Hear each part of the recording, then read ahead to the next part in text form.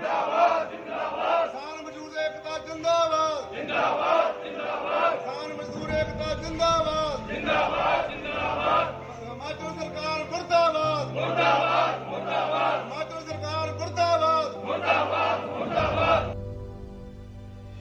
नालागढ़ में किसानों की धान की फसल पककर तैयार हो चुकी है, लेकिन आज तक धान की खरीद नालागढ़ में शुरू नहीं की गई।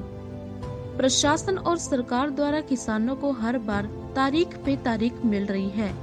प्रशासन द्वारा 11 तारीख को धान की खरीद का समय दिया गया था, जिसके चलते नालागढ़ किसान संघर्ष संगीत समिति के लोग अनाज मंडी पहुंचे, परंतु प्रशासन द्वारा धान की खरीद को लेकर वहां पर कोई भी प्रबंध नहीं किया गया है, न ही धान की खरीद शुरू की गई, जिसको देखते ही किसानों का गुस्सा फूट गया।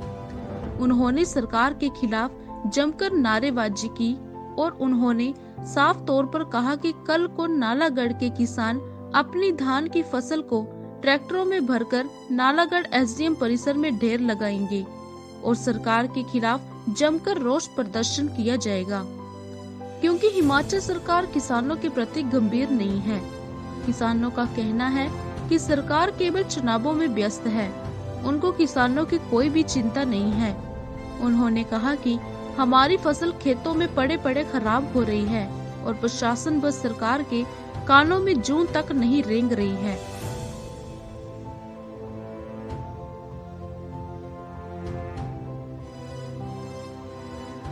वाहिगुरू जी की फतेह। मैं अमृतपाल सिंह किसान है जी। तो सर साडी एसडीएम साहब ਨਾਲ ਪ੍ਰਧਾਨ ਸਾਹਿਬ ਦੀ ਗੱਲ ਹੋਈ ਸੀਗੀ ਸ਼ੁੱਕਰਵਾਰੀ। ਉਹਨਾਂ ਨੇ 11 ਤਰੀਕ ਦਾ ਕਿਹਾ ਸੀਗਾ ਮੰਡੀ ਅਸੀਂ ਵੀ ਓਪਨ ਕਰੂੰਗੇ ਚਲਾਉਂਗੇ ਜੀ, ਪਰ ਹਜੇ ਤੱਕ ਮੰਡੀ ਦੇ ਵਿੱਚ ਕੋਈ ਤਿਆਰੀ ਨਹੀਂ ਹੈ, ਕੋਈ ਕੁਛ ਨਹੀਂ ਹੈਗਾ ਤਿਆਰੀ ਜੀ। ਤੇ ਅਗਰ ਨਹੀਂ ਤਿਆਰੀ ਕਰੇ ਅਸੀਂ ਇਸ ਤੋਂ ਬਾਅਦ ਸਾਡਾ ਸਟੈਪ ਹੈਗਾ ਸਰ ਵੀ ਅਸੀਂ ਕੱਲ ਐਸਡੀਐਮ ਸਾਹਿਬ ਕੋਲ ਟਰੈਲੀਆਂ ਭਰ ਕੇ ਜੀ ਆਪਣੀ ਧਾਨਾਂ ਦੀਆਂ ਉਹਨਾਂ ਕੋਲ ਲੈ ਕੇ ਜਾਊਂਗਾ ਜੀ। ਉਹਨਾਂ ਦੇ ਮੂਹਰੇ ਗੇਟ ਦੇ ਮੂਹਰੇ ਖਾਲੀ ਕਰ ਦੇਣੀ ਹੈ ਜੀ, ਉਹ ਜਾਣੇ ਉਹਨਾਂ ਦਾ ਕੰਮ ਜਾਣੇ ਜੀ। ਸਰਕਾਰਾਂ ਬਹੁਤ ਕੰਮ ਡਿਲੇ ਕਰ ਰਹੀਆਂ ਜੀ। ਅਸੀਂ ਕਹਿੰਦੇ ਕਿ ਛੇਤੀ ਤੋਂ ਛੇਤੀ ਸਾਡਾ ਕੰਮ ਹੋਵੇ, ਸਾਡੀ ਇਹੀ ਮੰਗ है जी। सरकार जानेगी सर, गंभीर तो क्यों नहीं है, क्योंकि उनको पता है कि किसान वगैरह सारे उधर बिजी हैं पंजाब में। अगर यहाँ पे अगर नहीं कुछ कर रहे हैं तो किसान इसके ऊपर मुद्दा उठाएंगे दोबारा। मेरा नाम चन्नन सिंह, पिंड भाटियाँ। मैं जिमींदार हूँ, मेरे खानदान माता पिता सब जिमींदारा करते हैं। मैं प्रशासन से और सरकार से बेनती करता हूँ कि हर जगह मंडी खुल चुकी है, नालागढ़ विच मंडी क्यों नहीं खुली, नालागढ़ इन्नी डिले क्यों हो रही है, ये जल्दी तो जल्दी खोली जाए ते ताकि जो किसान परेशान हो रहे, खेतों च फसल कट्टी भी सड़ रही है, खेतों च फसल झाड़ी भी पई है, उन्होंने रखण नूं जगह नहीं है। किरपा करके सानू जल्दी तो जल्दी मंडी का खोलने का काम कराया जाए ताकि किसान किसी किस्म से दुखी ना हो और किसान जो है अपने फसल को बेचकर अपने घर को जाएं। प्रशासन से और सरकार से मांग करते हैं कि जल्दी से जल्दी मंडी खोली जाए ताकि हमारे धान हैं जो जल्दी उठाए जाए और अगली फसल के लिए जिम्मेदार तैयारी करें। इसमें कोई वो दूर रह नहीं है जी। सरकार को एक ही देख रहा है, वोट लेना है, वोट देना है। अपना मेंबर बनाने के लिए जिम्मेदार के लिए तो कोई सोच नहीं रहा। वोट भी तो जिम्मेदार की है, जिम्मेदार से बिना तो कोई बनेगा नहीं। जिम्मेदार भी उन्हीं का है, सरकार का है। अगर जिम्मेदार खुश रहेगा तो वोट अपने आप आएगा, किसी को घूमने की जरूरत नहीं पड़ेगी। लीडर को अपने आप आकर कैंडिडेट चुनकर वो वोट डालेगा हमारा जिम्मेदार। ਅੱਜ ਅਸੀਂ ਐਸਡੀਐਮ ਸਾਹਿਬ ਨੂੰ ਵੀ ਪਹਿਲਾਂ ਮਿਲੇ ਆ 2-3 ਦਫਾ ਤੇ ਮਹੀਨਾ ਕਰੀਬ ਪਹਿਲਾਂ ਅਸੀਂ ਇੱਕ ਮੈਮੋਰੈਂਡਮ ਵੀ ਦਿੱਤਾ ਸੀ ਐਸਡੀਐਮ ਸਾਹਿਬ ਨੂੰ ਵੀ ਧਾਨ ਦੀ ਫਸਲ ਆਉਣ ਵਾਲੀ ਆ ਤੇ ਛੇਤੀ ਤੋਂ ਛੇਤੀ ਜਿਹੜਾ ਹੈ ਇਹਦਾ ਫਸਲ ਦਾ ਖਰੀਦ ਦਾ ਪ੍ਰਬੰਧ ਕੀਤਾ ਜਾਵੇ, ਪਰ ਅਜੇ ਤੱਕ ਕੋਈ ਵੀ ਪ੍ਰਬੰਧ ਸਰਕਾਰ ਵੱਲ ਤੇ ਨਹੀਂ ਕੀਤਾ ਗਿਆ। ਤੇ ਐਸਡੀਐਮ ਸਾਹਿਬ ਨਾਲ ਸ਼ੁੱਕਰਵਾਰ ਨੂੰ ਵੀ ਗੱਲ ਹੋਈ ਆ, ਉਹ ਕਹਿੰਦੇ ਵੀ 11 ਤਰੀਕ ਤੱਕ ਜਿਹੜਾ ਹੈ ਮੈਂ ਤੁਹਾਡੀ ਫਸਲ ਸ਼ੁਰੂ ਕਰਾ ਦੂੰਗਾ ਜੋ ਵੀ ਖਰੀਦ ਹੈਗੀ ਆ। ਪਰ ਅੱਜ ਅਸੀਂ 11 ਤਰੀਕ ਨੂੰ ਇੱਥੇ ਆਏ ਆ, ਇੱਥੇ ਕੋਈ ਵੀ ਇੰਤਜ਼ਾਮ ਸਰਕਾਰ ਤੇ ਵੱਲ ਤੇ ਹੈ ਨਹੀਂ, ਜਦ ਕਿ ਹਾਤੇ ਦੇ ਕਰੀਬ ਟਰਾਲੀਆਂ ਭਰੀਆਂ ਨੂੰ ਹੋ ਗਿਆ। ਘਰਾਂ ਦੇ ਵਿੱਚ ਟਰਾਲੀਆਂ ਲੋਕਾਂ ਨੇ ਭਰ ਕੇ ਖੜਾਈਆਂ ਵਾ। ਕਈਆਂ ਨੂੰ ਕਿਰਾਇਆ ਪੈ ਰਿਹਾ, ਜਿਨ੍ਹਾਂ ਕੋਲ ਆਪਣੇ ਟਰੈਕਟਰ ਨਹੀਂ ਹੈਗੇ ਉਹਨਾਂ ਨਾਲ ਕਿਰਾਏ ਤੇ ਟਰਾਲੀਆਂ ਕਰਨੀਆਂ ਵੀ ਸਾਡੀਆਂ ਖਾਲੀ ਹੋ ਜਾਣੀਆਂ, ਪਰ ਇੱਥੇ ਕੋਈ ਪ੍ਰਬੰਧ ਨਹੀਂ। ਇਹ ਸਰਕਾਰ ਜਿਹੜੀ ਹੈ ਇਹ ਜਾਣ ਬੁੱਝ ਕੇ ਜਿਹੜੀ ਆ ਇਹ ਜ਼ਿਮੀਂਦਾਰਾਂ ਨੂੰ ਪਰੇਸ਼ਾਨ ਕਰ ਰਹੀ ਆ, ਕਿਉਂਕਿ ਜ਼ਿਮੀਂਦਾਰ ਜਿਹੜੇ ਆ ਉਹ ਬੈਠੇ ਆ ਧਰਨਿਆਂ ਤੇ। ਇਸ ਕਰਕੇ ਇੱਥੇ ਬੀਜੇਪੀ ਦੀ ਸਰਕਾਰ ਆ, ਇਸ ਕਿਸਾਨਾਂ ਦੀ ਸੁਣਦੀ ਨਹੀਂ। ਜਿਹੜਾ ਕਿਸਾਨ ਮੰਚ ਇਹਨਾਂ ਦਾ ਬਣਿਆ ਵਾ ਏ ਉਹ ਵੀ ਲਾਪਰਵਾਹ ਏ, ਉਹ ਆਪਣੇ ਮੌਕੇ ਦੀ ਸਿਆਸਤ ਕਰਦੇ ਆ। ਪਰ ਇਹ ਸਾਰੇ ਜ਼ਿਮੀਂਦਾਰ ਬੈਠੇ ਆ ਜਿਨ੍ਹਾਂ ਦੀਆਂ ਟਰਾਲੀਆਂ ਘਰਾਂ ਦੇ ਵਿੱਚ ਭਰੀਆਂ ਵਗੜੀਆਂ। ਅਸੀਂ ਆਏ ਤੇ ਜਾਇਜ਼ਾ ਲੈਣ, ਇੱਥੇ ਕੋਈ ਪ੍ਰਬੰਧ ਨਹੀਂ ਕੀਤਾ ਵਾ। ਇਸ ਕਰਕੇ ਅਗਲਾ ਜਿਹੜਾ ਸਟੈਪ ਆ ਸਾਡਾ ਸਰਕਾਰ ਦੇ ਖਿਲਾਫ ਹੋਏਗਾ। ਅਸੀਂ ਧਿਆਨ ਲਿਆਵਾਂਗੇ ਟਰਾਲੀਆਂ ਭਰ ਕੇ ਆਪਣੀਆਂ।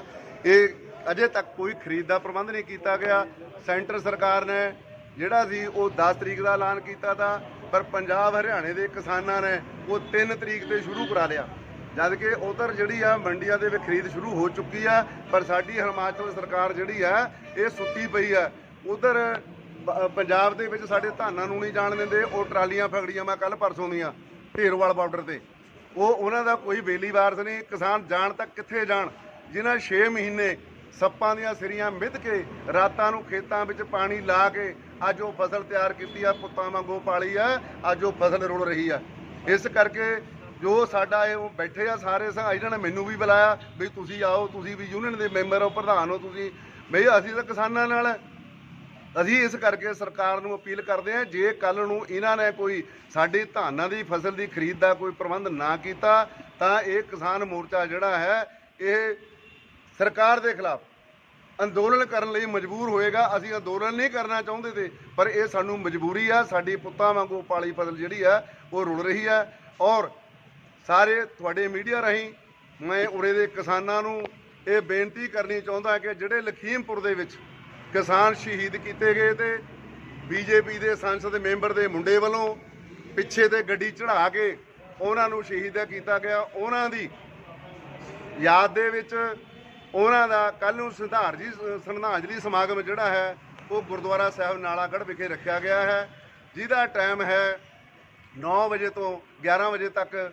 ਅਸੀਂ ਜਿਹੜਾ ਹੈ ਇਹ ਅਰਦਾਸ ਸਮਾਗਮ ਉੱਥੇ ਕਰਕੇ ਉਹਨਾਂ ਨੂੰ ਸ਼ਹੀਦਾਂ ਨੂੰ ਸ਼ਰਧਾਂਜਲੀ ਦੇਣੀ ਆ। ਉਹ ਤੋਂ ਬਾਅਦ ਅਗਲਾ ਪ੍ਰੋਗਰਾਮ ਜਿਹੜਾ ਅਸੀਂ ਕੱਲ ਨੂੰ ਸਰਕਾਰ ਦੇ ਖਿਲਾਫ ਜਿਹੜਾ ਇਹ ਅੰਦੋਲਨ ਸ਼ੁਰੂ ਕਰਨ ਦੇ ਲਈ ਮਜਬੂਰ। हिमाचल प्लस न्यूज के लिए नालागढ़ से सुरेंद्र सिंह सोनू की रिपोर्ट।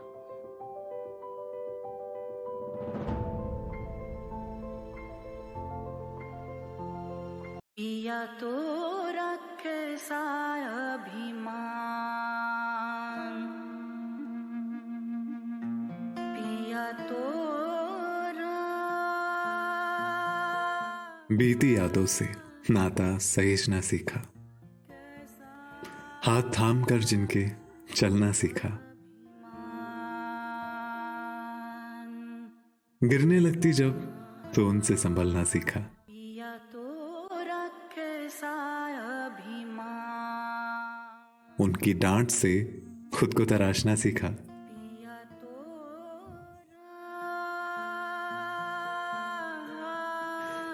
घर से दूर होकर भी दिल को हमेशा यह एहसास रहता है, उनका प्यार और फिक्र हमेशा मेरे साथ रहता है।